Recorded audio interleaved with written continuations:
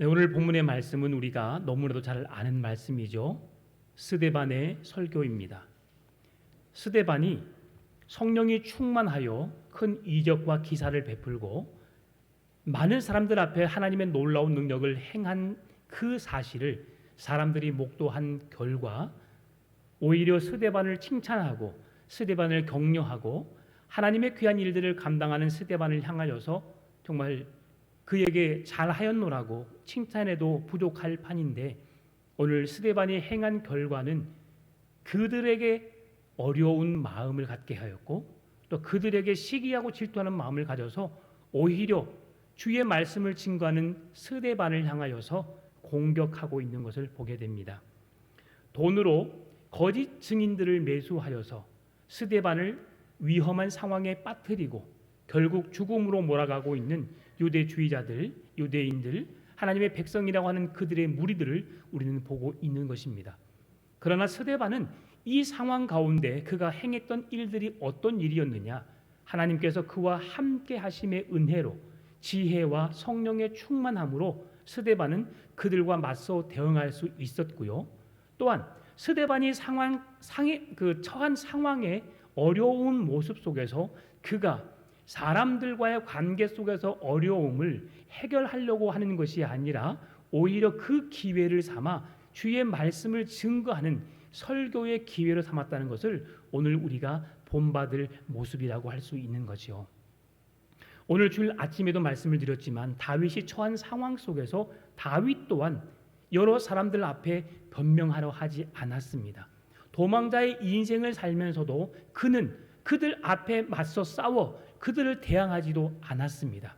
단지 하나님께 기도하고 내 형편과 처지를 아시는 하나님의 은혜를 구했던 것이 다윗의 삶이었던 것처럼 오늘 스데반 또한 적은 아니고 유대주의자들, 함께 하나님을 섬기고 있는 그 백성들로 하여금 조롱을 당하고 시기와 질투 속에서 특별히 그 대적자들을 대항하도록 돈을 주고 그들을 사서 오히려 스데반을 위험한 상황에 몰아세우는 그 일들을 행함에 있어서 스데반은 그들에게 나는 떳떳합니다, 나는 살아계신 하나님의 말씀을 증거했을 뿐입니다 라고 변명하지 않았다는 거죠. 여러분, 여기서 우리가 본받을 것들이 있는 것 같습니다. 우리는 늘 내 자신의 거룩함을 드러내려고, 내 자신을 변호하려고, 나는 이런 사람입니다라고 내 자신을 드러내기 위해, 나타내기 위해서 온갖 힘을 쓰지요. 그러나 성경에 등장하는 인물들을 보게 되면 그들은 내 삶을 아시는 하나님 앞에 온전히 그 모든 것을 내어 맡기고요, 오늘 내가 해야 할 일이 무엇인가 그 일을 하나님께서 내게 맡기신 일들을 감당해내는 것을 보게 됩니다. 오늘 7장은 스데반의 변론이자 스데반의 설교입니다. 스데반이 처한 상황은 어떤 상황입니까? 순교하기 직전이지요. 몇 시간이 남은 것도 아니고요, 불과 몇 분 후면 그는 그 무리들에 의해서 돌에 맞아 순교할 수밖에 없는 상황입니다. 스데반 스스로도 내가 처한 상황이 어떠했는지를 누구보다도 잘 알고 있었습니다. 그 분위기를 보면 알잖아요. 여러분, 한 사람이 내게 찾아와서 내게 말을 건넬 때에 그 사람이 나에게 다가와서 무슨 말을 할지 여러분 그 사람의 얼굴이나 표정이나 그의 몸 동작을 통해서 대부분 짐작할 수 있지 않겠습니까? 지금 그 사람들은 스데반이 행하는 말을 통해서 그들이 무슨 말을 하느냐에 따라서 그들은 곧 이어서 돌을 집어들고 그를 내칠 수밖에 없는 상황에 있다는 것을 스데반은 보았을 것입니다. 그런데 그 상황 가운데 스데반이 할 수 있었던 최선의 방법이 무엇이었습니까?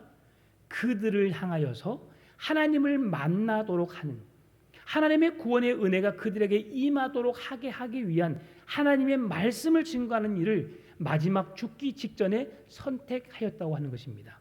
여러분, 예기치 못한 상황에서 행하는 나의 행동은 나의 영적인 수준의 상태를 말씀해 줄 수 있습니다. 위험한 상황에 직면했을 때에 내가 내 힘으로 할 수 없다고 포기할 수밖에 없는 상황에 있을 때에 행하는 내 행동이 진정한 믿음이라는 것을 우리에게 보여주고 있는 것이죠. 여러분, 죽음의 두려움 속에서, 죽음의 위험 속에서 어떻게 우리의 신앙을 지킬 수 있을까요? 오늘 스데반을 통해서, 스데반이 행한 믿음의 모습을 통해서 우리가 본받고 또 그렇게 우리들도 살아내기 위해서 오늘 깨닫는 귀한 시간이 되었으면 좋겠습니다. 스데반은 이 위기를 설교의 기회로 삼았습니다. 그리고 자신을 변명하려 하지 않았습니다. 자기를 모함하려고 하는 그 사람들에게 진실을 호소하지도 않았습니다. 몇 분 뒤에 죽음을 바라보면서 스데반은 담대하게 하나님의 복음을 증거했지요. 죽음 그 앞에 이르러서 죽음이 이르는 그 순간까지 스데반은 하나님의 뜻을, 하나님의 일을 감당하고 그 앞에 부름을 받았던 것을 보게 되는데요. 죽음 앞에 선 이 스데반의 모습, 하나님 나라의 확장을 위해서 끝까지 죽기까지 충성하는 모습을 우리에게 보여주고 있는데요. 오늘 저와 여러분이 이러한 신앙을 본받았으면 좋겠습니다. 오늘 본문의 2절 말씀을 함께 읽어볼까요? 스데반이 이르되 여러분 부형들이여 들으소서. 우리 조상 아브라함이 하란에 있기 전 메소포타미아에 있을 때에 영광의 하나님이 그에게 보여.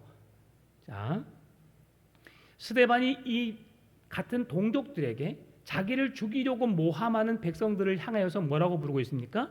여러분 부형들이여라고 말합니다. 아버지와 형제 같은 당신들이여라고 말하고 있어요. 여러분, 나를 쳐 죽이는 자들에게 나의 형제여, 나의 아버지여라고 부를 수 있을까요? 내가 지금 이 상황에 도망치지 않는 한 나는 죽음의 위기를 모면할 수가 없는데, 죽음을 피할 길이 없는데 그 상황 가운데 아부하기 위해서 나의 부형들이라고 고백했을까요? 그렇지 않습니다. 스데반은 죽음을 하나님의 복음을 전할 수 있는 하나님이 내게 주신 기회라는 사실로 그는 받아들였습니다. 죽음은 매우 두려운 일이죠. 죽음은 그 누구든 죽음의 길만큼은 피하고 싶은 것이 사람들의 모습입니다. 그러나 스데반은 죽음 앞에 직면해 있지만 그 죽음 앞에서 두려워 떨지 않았습니다. 그 죽음을 피하지 않았습니다.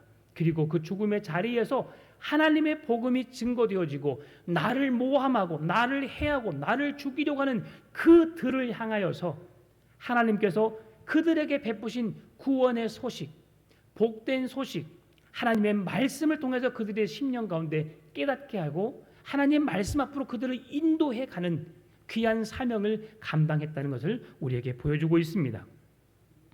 죄는 미워하되 사람을 미워하지 말라는 말씀처럼 스데반은 복음을 증거하면서 그들을 미워하지 않았지요. 그들의 행위, 나를 미워하고 나에게 내가 행하지 않는 일들을 다른 사람들을 시켜서 나에게 어떻게 거짓 증인들을 매수하여서 나를 거짓 증인을 세워 거짓 복음 증거자로 내가 거짓 복음을 증거하는 것처럼 나를 모함하고 나를 죽음의 위험 속에 빠뜨리지만, 그러나 스데반은 오히려 그것을 기회로 삼고 하나님이 주신 기회로 삼고 그 영혼들을 불쌍히 여기며 그들에게 깨달을 수 있는 기회를 제공하기 위해서 하나님의 복음을 들고 그 자리에 섰다는 것은 정말 대단하지 않을 수 없다는 것입니다.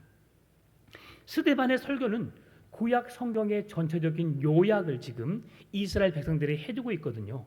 그런데 이 내용은 바로 어떤 내용입니까? 모세는 이스라엘 백성들에게 하나님의 말씀을 증거하면서 무엇을 통해서 말씀하셨냐면 율법을 통해서 그 백성들에게 깨닫게 하셨고 그 말씀을 인도했어요.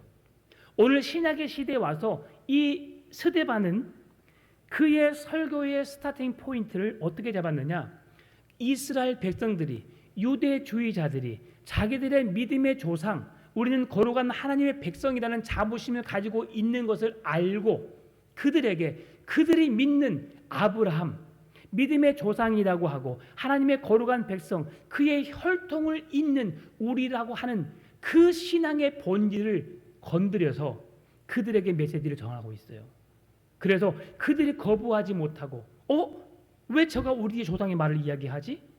왜 아브라함을 이야기를 꺼내고 있지? 라고 하면서 거기에 귀를 기울일 수밖에 없는 설교의 포인트를 잡아서 지금 메시지를 전하고 있다는 사실이에요. 여러분, 그래서 중요한 것은 오늘날 설교하는 설교자들도 마찬가지입니다. 우리가 무조건 선포한다고 메시지가 아니고 오늘 이 말씀을 들을 대상들이 어떤 이들인가, 어떤 심령 가운데 있는지, 어떤 영적인 상태에 있는지를 보다 명확하게 분별해내고 그리고 그들에게 필요한 말씀을 선포하는 것이 오늘 설교를 전하는 목사들이, 설교를 전하는 자들이 행해야 할 일들이라고 생각을 해봅니다. 여러분, 스데반은 오늘 그들을 불쌍히 여기는 마음, 긍휼히 여기는 마음, 주님의 마음으로 그들을 용서하는 마음을 가졌습니다. 다시 한번 앞으로 좀 돌아가면 바울이 그리스 아테네에서 설교할 때에 그리스 아테네에서 설교한 대상들은 누구였냐면 철학자들이었어요. 그리고 어떤 사상가들이었습니다. 그러니까 그는 헬라의 신들을 초점을 두어서 그의 설교를 시작했어요. 그들의 관심을 가지고 있고 그들이 더 그 부분에 있어서 집중적으로 생각하고 그것이 전부라고 생각하는 그 관점으로 설교를 시작해서 당신들이 생각하고 있는 그 생각은 헛된 것이며 철학의 기본은 하나님의 출발이고 그 모든 결론도 하나님이시고 결론은 당신들이 붙잡아야 할 것이 철학이 사상이 아니고 어떤 사람이 아닌 하나님이심을 바울이 증거했듯이 오늘 스데반 또한 그 유대주의자들에게 아브라함의 혈통을 잇는 그 중심적인 신학 사상에 배어 있는 그들에게 아브라함의 이야기를 꺼내면서 그가 내가 죽음의 위협 속에서 죽음을 모면하려고 회피하려고 노력한 것이 아니라 마지막이라도 그들에게 한마디 메시지를 증감으로 인해서 그들이 깨닫게 되고 하나님의 구원으로 초청받을 수 있다면 내가 이 목숨, 내가 이 자리에 죽는다 할지라도 아깝지 않은 인생을 살았다고 고백할 수 있는 그런 스데반의 모습을 지금 우리가 보고 있는 것이지요. 똑같은 진리를 전하지만 청중과의 접촉점은 그래서 매우 중요한 것입니다. 그래서 상황에 따라서 달라질 수 있지만 그 청중들의 상태를 보고 메시지를 증거하는 것이 진정한 설교가가 아닐까 생각을 해봅니다. 다시 한번 1절 2절 말씀을 제가 읽어드리겠습니다. 대제사장이 이르되 이것이 사실이냐? 스데반이 이르되 여러분 부형들이여 들으소서. 우리 조상 아브라함이 하란에 있기 전 메소포타미아에 있을 때의 영광의 하나님이 그에게 보여라고 말씀하죠. 스데반이 전하고자 하는 메시지가 지금 아브라함 이야기로 들리지요. 그런데 오늘 교묘하게도 스데반은 아브라함의 이야기를 꺼내지만 아브라함을 부르시는 하나님을 지금 소개하고 있어요. 그들이 형식주의에 치우치고 율법주의에 치우치고 자기들의 사상으로 자기들의 관점으로 하나님을 생각하고 이리저리 모든 걸 좌지우지하고 자기들 마음대로 행하고 있는 그들에게 너희들이 믿음의 조상 아브라함의 자손을 통한 자손이라고 자부하고 그 믿음으로 너희들 산다고 하지만 너희들이 하나님을 진정으로 의지하고 있느냐? 하나님의 거룩한 백성이 맞느냐라는 것을 짚어주기 위해서 말씀해주고 있는데요. 아브라함의 이야기를 꺼내서 하나님의 이야기를 하고 있다는 사실이에요. 아브라함을 부르신 분이 누구시냐? 아브라함을 믿음의 조상 삼으신 분이 누구시냐? 아브라함을 통해 믿음의 기업을 이어갈 수 있도록 그 백성들을 인도하신 분이 누구시냐? 오늘날 이 자리까지 너희들에게 예수 그리스도의 십자가의 은혜를 경험하게 하고 십자가의 사랑을 누리게 하고 너희들을 위해서 독생자 예수 그리스도를 보내셔서 구원받게 하신 분이 누구시냐? 이것이 스데반의 설교의 핵심이라고 하는 겁니다.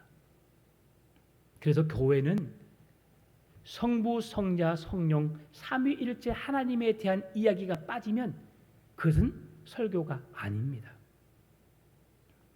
저도 예전에는 제가 이 자리에 서서 제가 예전에 부목사 때 했던 설교를 보면서 또 제가 떨렸어요. 성도들이 지금 식사를 하시고 상당히 피곤한 시간입니다. 그러면 그분들을 재밌게 하는 게 뭘까라고 생각해서 그분들의 공감을 이야기하자. 그래서 그때 제가 드라마 이야기를 많이 했어요. 그러면서 제가 그 이야기를 통해서 서로 웃고 웃으면서 막 재밌게 지냈던 기억이 있어요. 차량 운행하면서도 그때 누군 무슨 드라마에 뭔 나온 이야기 막 우리 권사님 집사님들 이야기하면서 그렇게 웃으면서 지냈던 시간을 제가 기억합니다. 그런데 지나고 보니까 복음의 본질이 없는 설교는 의미가 없다는 것을 깨닫게 되었어요. 여러분 좀 지루하게 들릴지 모르겠지만 그래서 제 설교가 바뀌기 시작했거든요. 성경을 성경으로 우리가 해석해내는, 그래서 성경의 진리를 깨달아 아는 것이 우리 믿음의 사람으로서 가장 중요한 핵심이 뭐냐? 그리스도인이 뭐냐?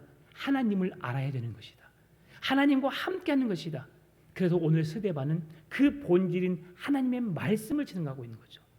아브라함의 이야기를 하고 있지만 아브라함의 이야기를 통해서 그 일을 이루신, 아브라함을 부르신 역사의 주인공은 하나님이심을, 아브라함이, 이삭이, 야곱이, 다윗이, 솔로몬이, 그리고 많은 수많은 왕들이, 선지자들이 그 복음을 선포하고 그 일들을 행하지만 그 역사의 중심에 살아계신 하나님이 자리하고 있다는 사실을, 하나님이 그들을 통해서 일하고 계신다는 사실을, 그 일들을 이루기 위해서 하나님이 계획하신 바를 그 사람들을 통해서 이루고 계심을 우리에게 보여주고 있다는 사실입니다.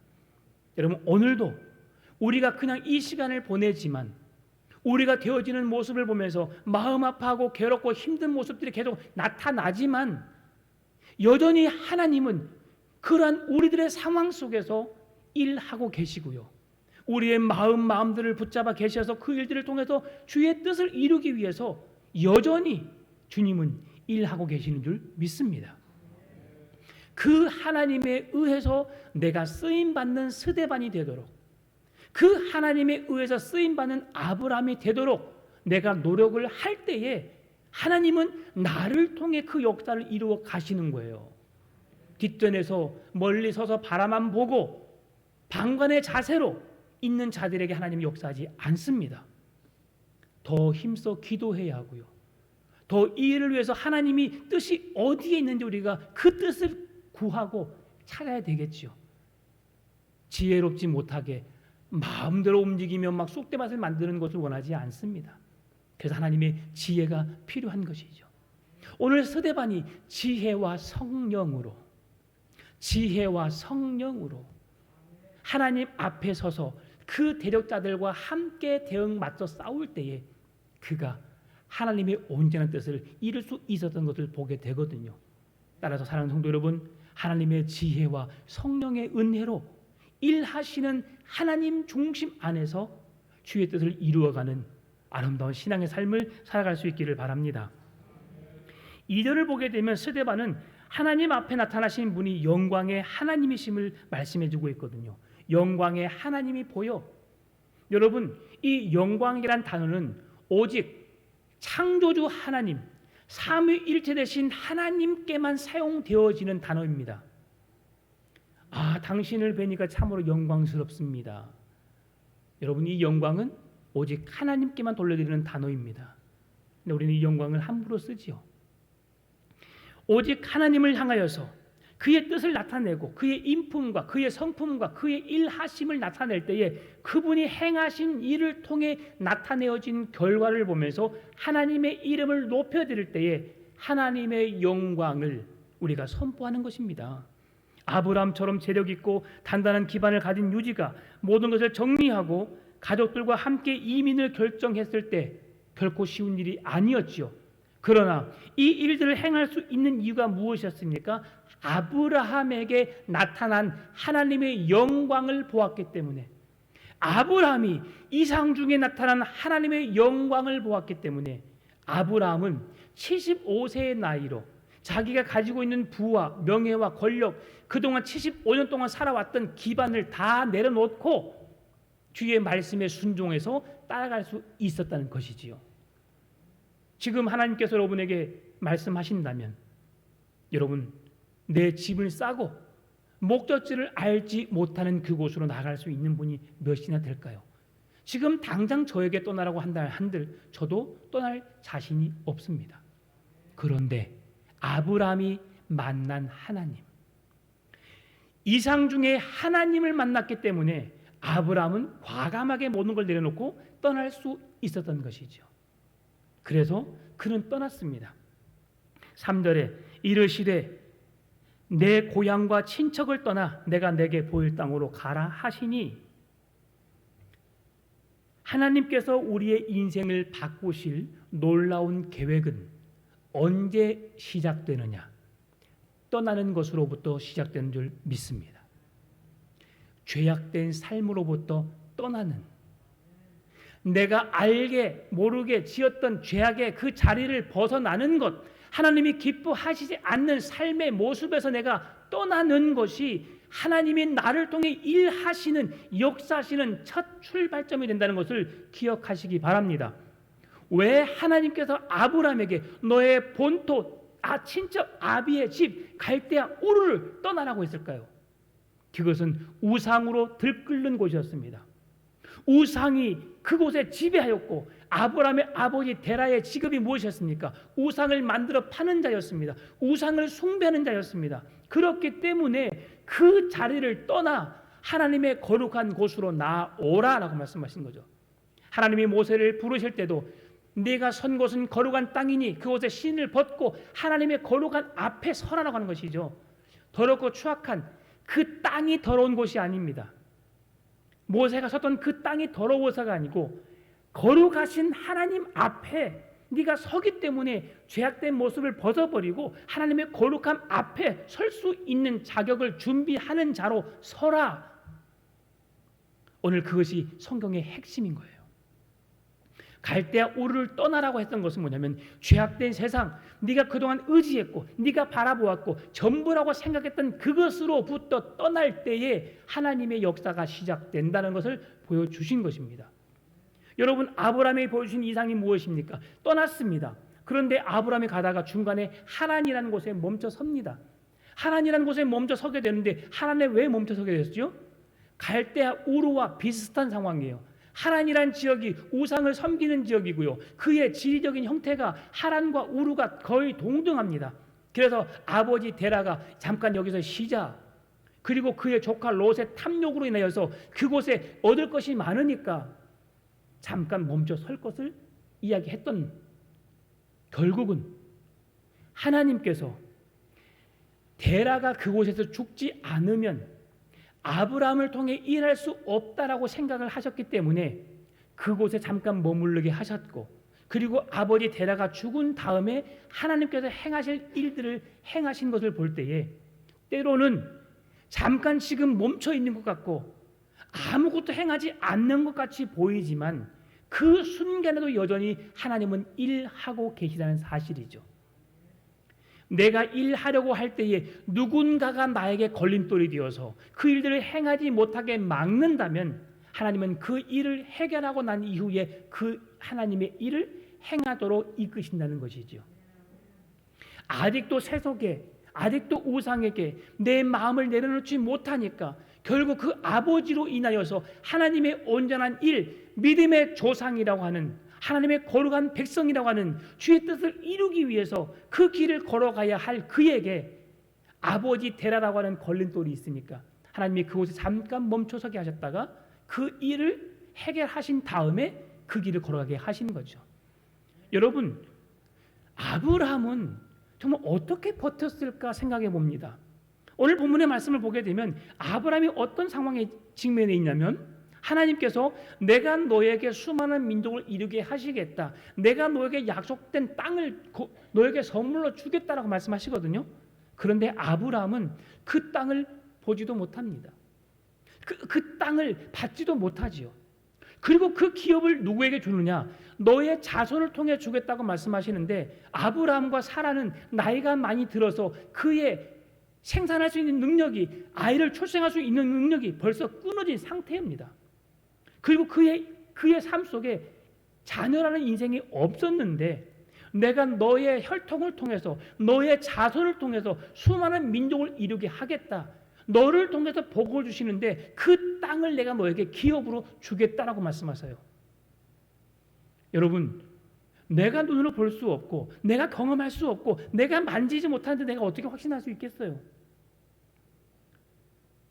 내 통장에 누군가 돈을 100억 원 넣어주겠습니다라고 했어요.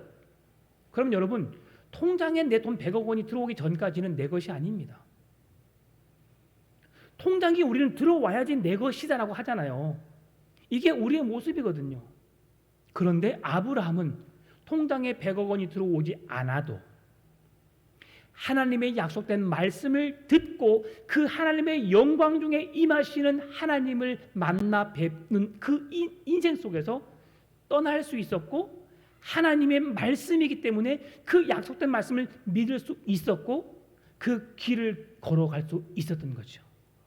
여러분, 그래도 우리가 신앙생활하면서 하나님을 경험해야 되는 거예요. 기도를 통해서, 찬송을 통해서, 날마다의 삶을 통해서 하나님이 살아 계시다는 증거로 우리가 그 역사를 보아야 되는 거예요. 이 눈에 아무 증거 아니 배워도 믿음만을 가지고서 늘 걸으며 약속된 말씀 위에 굳게 서리라 라고 하지만 실상은 우리가 봐야 되거든요. 그 증거를 보아야 되거든요. 경험해야 되거든요. 경험하지 않고 우리가 어떻게 하나님을 부르실 수 있을까요? 그래서 오늘 오전에도 하나님을 경험했던 다윗의 인생 속에서 하나님이 나를 지키시는 분이십니다. 나를 도와주시는 분이십니다. 나의 반석의 요새가 되십니다고 고백할 수 있는 거죠. 그 하나님을 경험할 수 있기를 바랍니다. 새로운 약속의 땅을 가기 위해서 아브라함에게 필요한 것이 무엇이었습니까? 믿음이었습니다. 하나님은 그의 믿음을 연단하신 거예요. 자식이 없는 상황에서 그들에게 하늘의 별과 같이 바다의 모래와 같이 수많은 민족을 이루겠다 하신 약속의 말씀을 그를 통해 이루시기를 원하시는데, 자식이 없는 상황 가운데 그 말씀을 주시는데 아브라함은 그 사실을 믿습니다. 그리고 내가 약속된 땅을 너에게 주겠다 말씀하신 그 땅을 언제 들어갑니까? 하나님께서 아브라함의 자손을 통해서 자식인 아브라함이 누구를 낳았어요? 이삭을 낳았어요. 이삭이 야곱을 낳았어요. 야곱에게 12명의 아들을 통해서, 그리고 그 중에 12명의 아들 중에 몇 번째? 11번째인 요셉을 통해서 그를 애굽으로 보내게 하시고, 요셉을 통해 일하시는 하나님도 참 놀랍습니다. 여러분, 요셉이 어떤 사람입니까? 자기 아버지 앞에 있었을 때는, 자기 집에 있었을 때 요셉의 인생은 참으로 경솔한 사람이었습니다. 그는 11번째 아들이었습니다. 이스라엘 백성들은 장자 우선권, 장자 선호 사상이 있었거든요. 그러면 그의 첫 번째 형 루벤에게 하나님께서 장자의 복을 주셔야 마땅하지만 11번째인 자기 자신이 어떤 생각을 가졌어요? 나에게 하나님께서, 아버지가 자색 옷을 입혀주니까 딱 자기가 장자인 것처럼 그렇게 행세하고 다녔어요. 아버지 밑에서 형제들이 잘못한 거 있으면 고자질하고, 그리고 자기가 꿈꾼 것을 아버지가 보험하게 되어주니까 형제들에게 경솔하게, 형들의 볏집단이 11개가 있었는데 내가 그 중앙에 있었어. 당신들이 나에게 절을 하되, 11개의 별과 달이 있었는데 내가 그 한 중앙에 있었어. 나에게 절을 하되. 여러분, 이건 정말 기분 나쁜 일이에요. 천방지축이었습니다. 자기의 앞길 하나 추스르지 못하는 그런 연약한 인생 요셉이었습니다. 하나님께서 그래서 그를 믿음의 사람 요셉으로, 하나님의 일을 이루는 요셉으로 만들어가기 위해서 어떤 일을 행하십니까? 그의 형들에게 시기하고 질투하고 그를 미워하는 마음을 갖게 하시고, 그를 죽이려는 마음까지 갖게 하시고, 결국 그를 긍휼히 여겨서 그를 죽이는 것보다도 애굽에 파는 게 낫겠다. 그래서 먼저 애굽을 보내는 그 일을 하나님이 그 형들을 통해서 이루어 가신 것을 보게 됩니다. 요셉이 그곳에 딱 맞닥뜨립니다. 처음에 만난 사람이 보디발 장군이죠. 보디발 장군의 신임을 받게 되고 그곳에서 일하게 되고, 총명스럽게 지혜롭게 그 일을 감당해내므로 인해서 보디발이 보통 사람으로 보지 않습니다. 대견스럽게 보죠. 그를 온전히 믿어버려요. 자기 집안의 일들을 온전히 그에게 맡겨버립니다. 어떻게 노예에게, 이방 사람인 종에게 내 집안의 모든 경제권을 맡길 수 있을까요? 이건 보통 일이 아닙니다. 그만큼 요셉이 뛰어났다고 하는 것이죠. 요셉이 그렇게 될 수 있었던 이유가 무엇입니까? 자기의 가정을 떠나니까. 미련하고 어리석고 경솔하고 자기밖에 모르고 이기적이고 형제들을 비웃고 조롱하고 자기 잘난 것처럼 자기밖에 없는 인생 속에서 고난의 길로 들어서서 그 길을 경험하게 되니까 그때서야 하나님이 행하실 일, 자기에게 꿈에 보여줬던 그 일들을 그때서야 기도함으로 구하고 그 은혜 앞에 서게 된 것이죠. 결국 보디발의 아내를 통해서 농락을 당하고 그리고 감옥에 갇히게 되죠. 근데 요셉이 갇히게 된 감옥이 어디입니까?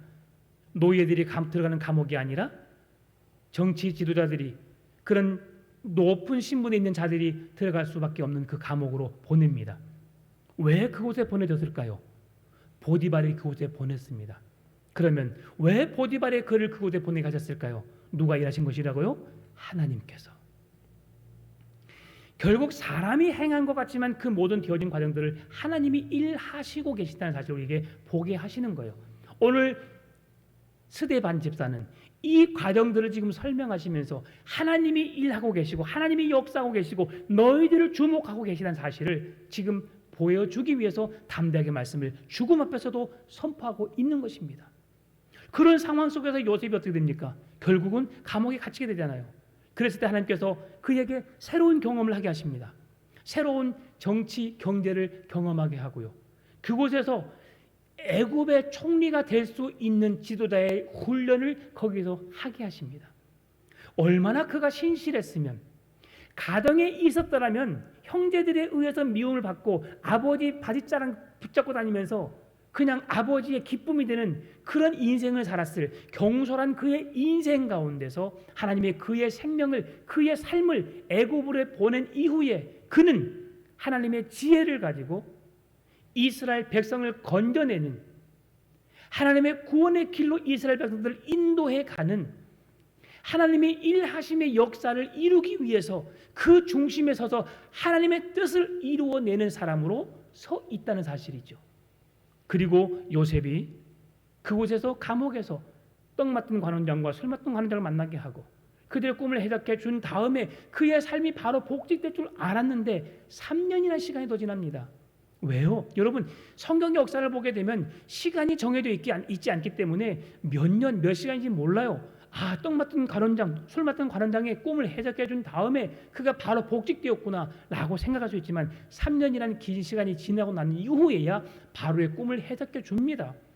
그러면 여러분, 감옥에서 아무리 그곳에 감옥에서 총관리자로 하겠지만 얼마나 어려울까요? 감옥에 들어가 있다는 것, 자유하지 못하다는 것 얼마나 괴로울까요? 대한민국 남자들이 군대라고 하는 그 단어 자체를 싫어합니다. 이번에 활 쏜 우리 남자 있잖아, 김재덕. 그 친구가 자기 고등학교 학교를 갔어요.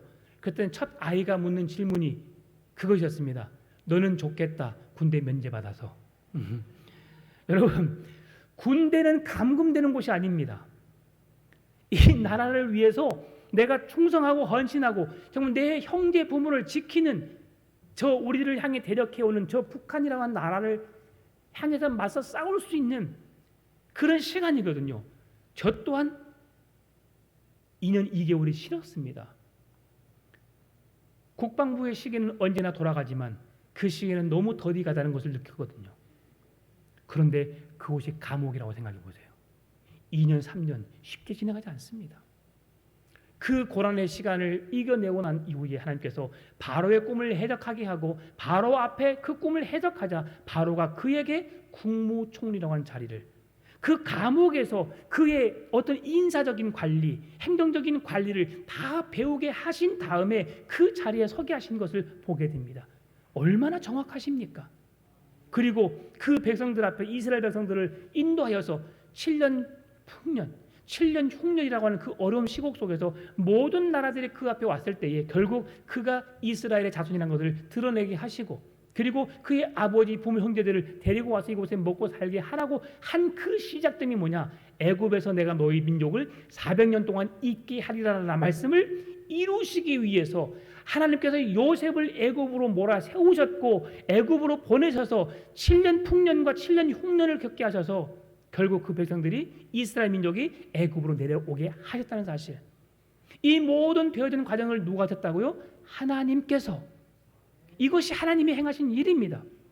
그리고 그곳에서 400년 동안 머물게 하셨고, 그리고 하나님께서 그들의 고통스러운 소리를 들으시고 하나님 그 백성들을 출애굽시켰던 것이지요.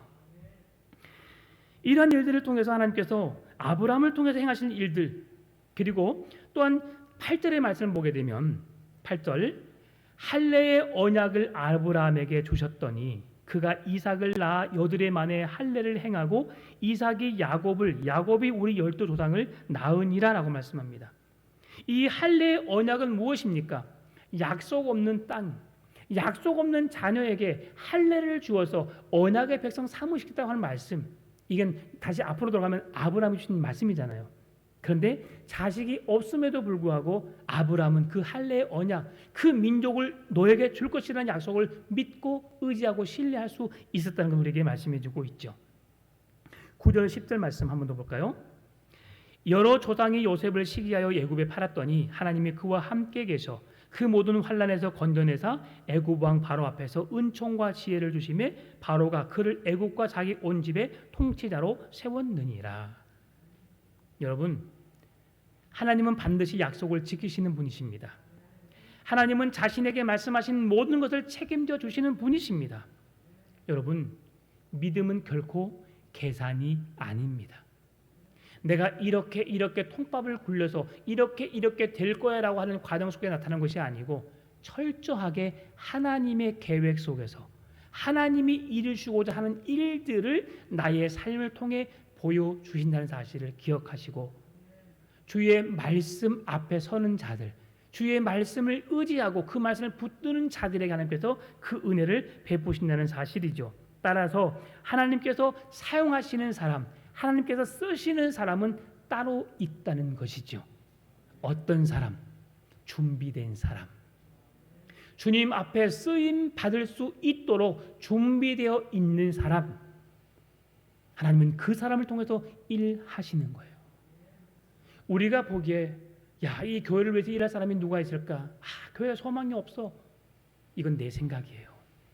하나님은 지극히 작은 자, 연약한 자, 아무것도 아닌 나를 통해서 일하시기를 원하시는 하나님, 연약한 자를 세워 강한 자를 부끄럽게 여기시는 하나님, 하나님의 손에 붙잡힌 바 되면, 그가 하나님을 경험하고 하나님을 만나기만 하면 하나님은 그를 통해 일하신다는 사실, 아브라함을 부르시고 요셉을 통해 일하셨던 하나님께서 오늘 저와 여러분을 부르신다면 하나님은 그 사람을 통해서 일하실 줄 믿습니다. 주님이 나를 부르시는 그 부르심에 내가 응답할 수 있도록 여러분 깨어 있기를 바랍니다. 주님이 찾으신다면, 주님이 부르신다면 그 부르심에 아멘으로 순종하며 아브라함이 떠났던 것처럼, 요셉이 어찌할 수 없이 애굽으로 팔려갔던 것처럼, 그러나 그 모든 과정 속에서 하나님의 역사를 보았던, 하나님의 일하심을 경험하게 되었던 역사의 주인공이 될 수 있었던 것처럼, 하나님이 부르신다면, 하나님이 나를 사용하길 원하신다면 여러분 아멘으로 순종하시고 그 직임을 감당해낼 수 있기를 바랍니다. 직분은 사람이 세우는 것 같지만 사람이 세우는 것이 아니에요. 하나님이 그 적재적소에 필요한 사람들을 보내신 줄 믿습니다. 올해 연말을 맞이하기 전에 여러분 하나님께 기도해 보십시오. 2022년 내가 어떤 부서에서 내가 어떤 일을 감당해낼 것인가, 이 교회를 왔다 갔다 출입하는 자로만 내가 인생을 허비할 것이 아니라 내게 주어진 자리가 어디인지를 찾아 나설 수 있기를 바랍니다. 내가 그 자리에 있어서 많은 사람들을 해하고 어려움을 주고 무거운 시험거리가 되는 그곳이 아니라 내가 있어서 모두가 즐겁고 행복하고 교회가 말씀 위에 든든히 세워져 갈 수 있는 그곳, 나를 높이고 나를 드러내고 나를 세우는 그 자리가 아니라 겸손하게 낮은 자리로 내려가서 더 나는 죽고 예수로 살기 위해서, 예수님의 영광만을 위해 살아가기 위해서 몸부림치는 그곳을 찾아서 여러분 나아갑시다. 그것이 우리가 거룩한 주의 백성으로 살아가야 할 이유가 되는 것입니다.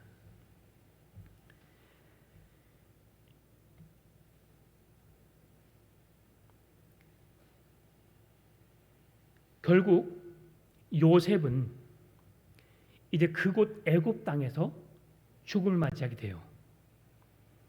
그가 만났던 기쁨도 잠깐, 결국 그의 인생은 그곳에서 죽음을 맞이하게 되고 야곱도 죽고 요셉도 죽고 다 죽습니다. 우리의 인생은 죽음으로 인해서 한 줄의 흙으로 변할 수밖에 없는 인생이지요. 우리 인생은 아무리 화려하다 할지라도 죽음을 피할 수 없습니다. 고통과 역경의 삶이라 할지라도, 날마다 어려움과 힘든 고난의 삶이 연속된다 할지라도 죽음을 피할 자는 아무도 없지요. 그래서 성경은 죽음을 우리에게 끝으로 말하지 않고 새로운 시작으로 말씀해 주고 있는데요. 요한복음 14장 3절에서 이렇게 말씀합니다. 가서 너희를 위하여 거처를 예비하면 내가 다시 와서 너희를 내게로 영접하여 나 있는 곳에 너희도 있게 하리라. 아멘. 너희를 위하여 거처를 예비하면 내가 다시 와서 내가 너희를 내게로 영접하여 나 있는 곳에 너희도 있게 하리라. 영원한 천국에 예수님이 먼저 계시고 그곳에서 우리가 거할 거처를 만들어 놓으면 우리를 맞이하러 오겠다. 그리고 그곳에 함께 들어가자라고 말씀해 주는 거죠. 따라서 죽음은 인생의 끝이 아니라 새로운 영원한 세계의 시작이라는 사실을 기억하시고 걱정하지 마십시오. 죽음은 우리를 마음 아프게 하고 슬프게 하고 모든 것이 끝인 것처럼 우리에게 느끼게 하지만, 그러나 우리 예수 그리스도를 믿는 자들에게는 영원한 소망, 새로운 영원이라는 세계를 시작하는 첫 출발, 첫 시작이라는 사실을 기억하고 천국을 사모하면서 믿음으로 나아갈 수 있기를 바랍니다.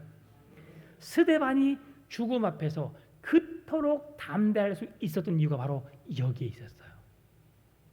그들에게 하나님의 구원자, 하나님의 능력, 하나님의 일하심을 그 백성들에게 보이고 난 이후에 그가 죽음이 온다 할지라도 죽음의 시기가 그에게 지금 아니면 몇 년 후가 될지 모르는 그 상황 속에서 죽음이라는 것을 두려워할 수 없었던 이유가, 두려워하지 않았던 이유가 영원한 하나님의 나라에 대한 소망이 그에게 있었기 때문에 그는 담대하게 복음을 증거할 수 있었던 것이죠.